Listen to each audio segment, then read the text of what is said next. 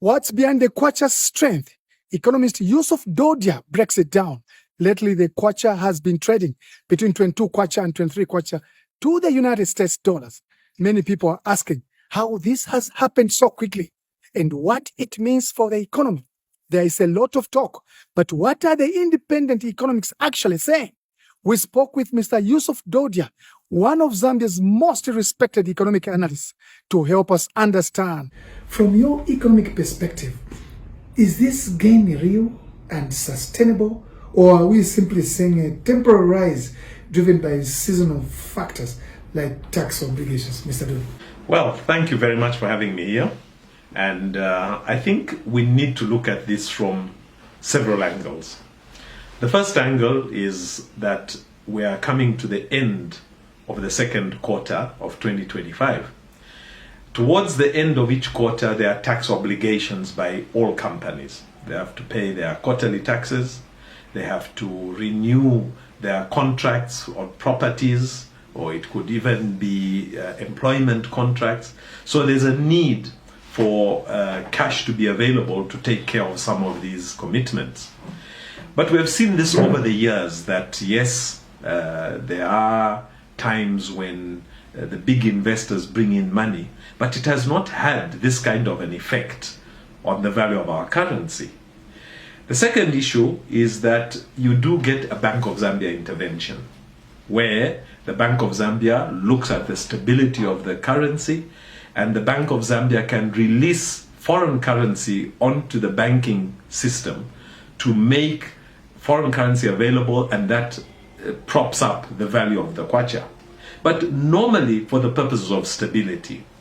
And of course, the Bank of Zambia does this through the fact that they have a 26% statutory reserve requirement, where when you deposit money in the bank, as a customer, as a business, that commercial bank is obliged to deposit 26% of the deposits with the Bank of Zambia, which means the Bank of Zambia actually is now collecting foreign currency in their reserves. When the Bank of Zambia releases this money into the market, it strengthens the Kwacha. The impact of this is usually between 1 or 2 weeks up to maximum 1 month. And usually it's small changes in the shifting of the value of the Kwacha. The third one, and this is the one that I expect is the dominant one happening today, is that the Bank of Zambia is now letting us see the value of the export proceeds tracking framework, which is a mechanism which was designed by the Ministry of Finance in 2023. It was implemented in 2024, but maybe not to the degree that the Zambian people hoped it would be implemented.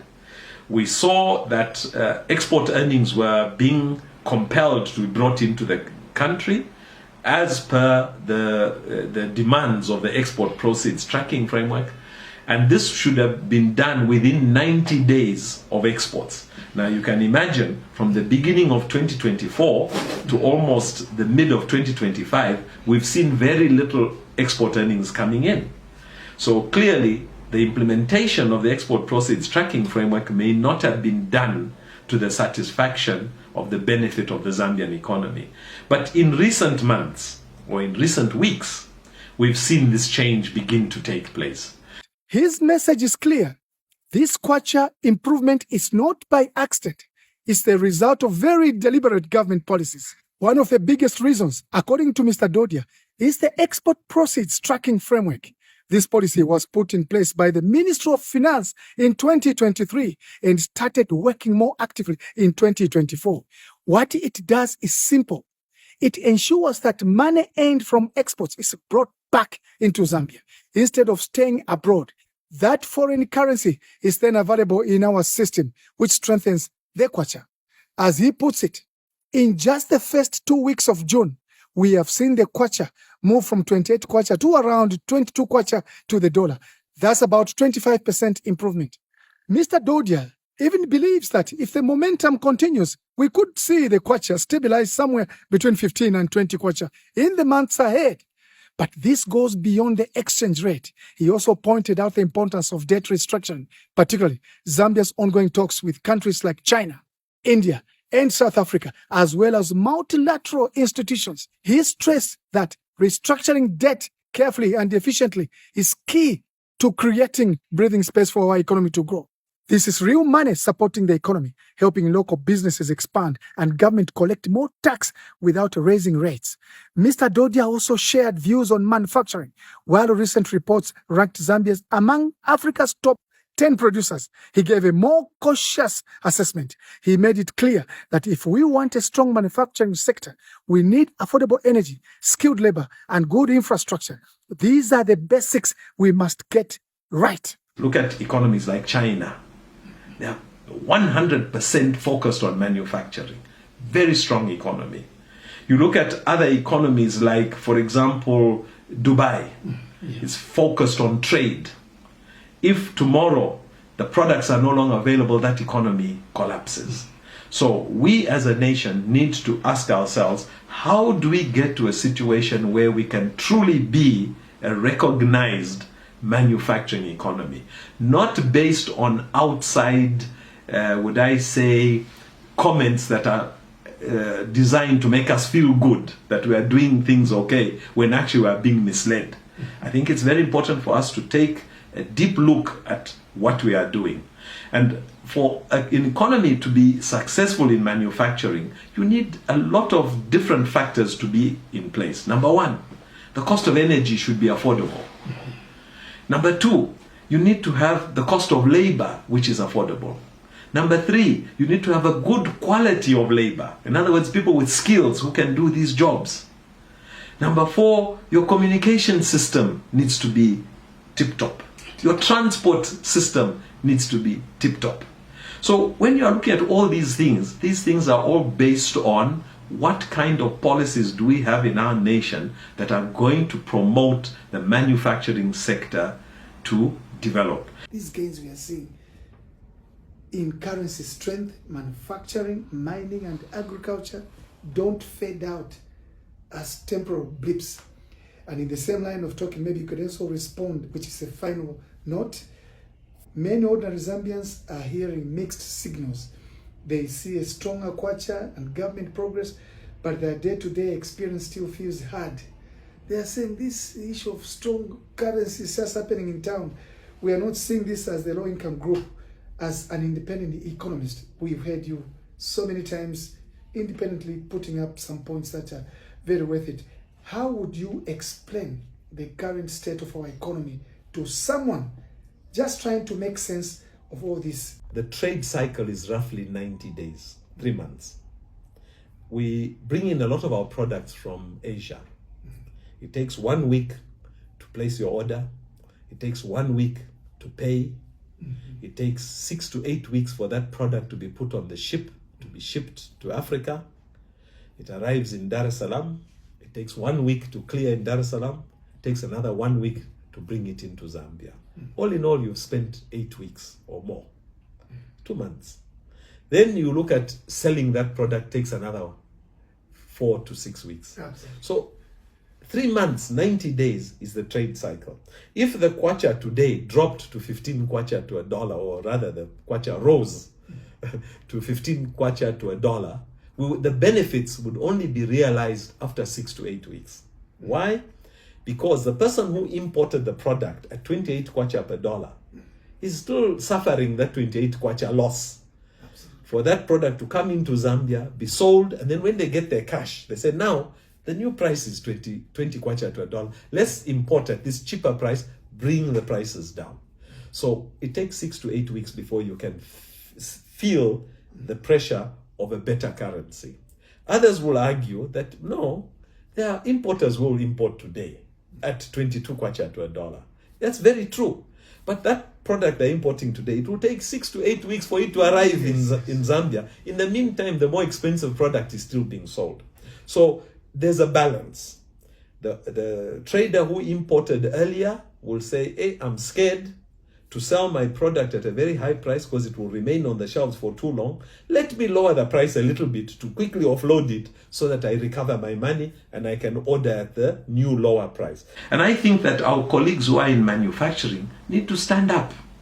They need to be able to partner with government and say to government, if you want us to expand and grow, this is what you need to address. He encouraged dialogue between government and the private sector to support local factories and reduce our import dependence. When it comes to value addition, Mr. Dodia didn't hold back.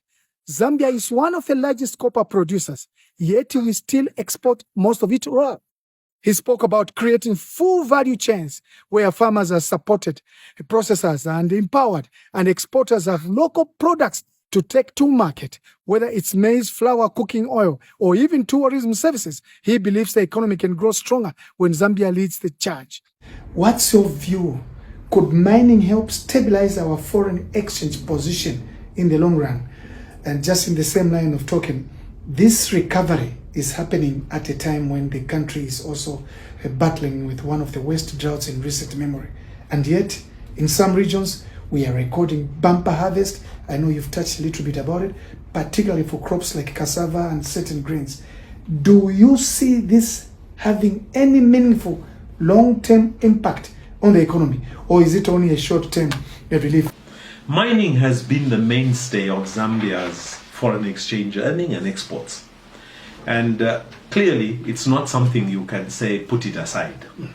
Mining represents, I'd argue, that around 60 to 70% of our GDP. And therefore, it's something that we need to always look at as the cow or the hen that is laying the golden eggs. That mining is a huge value to the Zambian economy. And yes, we should continue exploiting mining as we go along, finding new minerals and being able to exploit them, with the view that we must always look at how can we add value to the products which are coming out of the ground, the natural products. How can we add value so that Zambia benefits from it? Already the export proceeds tracking framework promises to continue recapitalizing the Zambian economy for the foreseeable future. Absolutely. So with mining, if we move in that direction, we're doing the best things for our country. Looking at other areas that we are talking about, you know, that we are looking at drought. I have visited the Luapula province. I visited the northern province and Muchinga provinces. And I'm amazed that once you pass Serenje, once you pass Mpika, and you start moving northwards, you don't see cows. You see very few goats. You see a handful of chickens. Even if you look at the Malasha producers, if you find 6 bags of Malasha, that is a big enterprise compared to 400 bags in Rufunsa district. So clearly, we have not exploited the northern province, the Luapula province and Muchinga province, for agriculture that is drought resistant. I have seen the mango trees growing in those areas, the blue mangoes, huge trees that are 6 meters tall. And you ask yourself, look at the quality of the grass, big grass growing in the bush that's growing very healthily. We can do a lot of things. So yes, to shift agriculture production or to expand agriculture production to the Luapula province, northern province, Muchinga province will definitely impact on Zambia's food security. It will impact on the drought challenges because we get more rainfall in those areas. And then, of course, with all the water bodies we have an opportunity to dam so that we can irrigate. In his words, the biggest investor in Zambia must be a Zambian. That's how we build real independence, real stability, and an economy we can trust to work for our children too. As government, we take this advice seriously. We will continue to make space for local businesses, strengthen our policies, and stay on the path that gives the economy long-term strength and not just short-term fixes.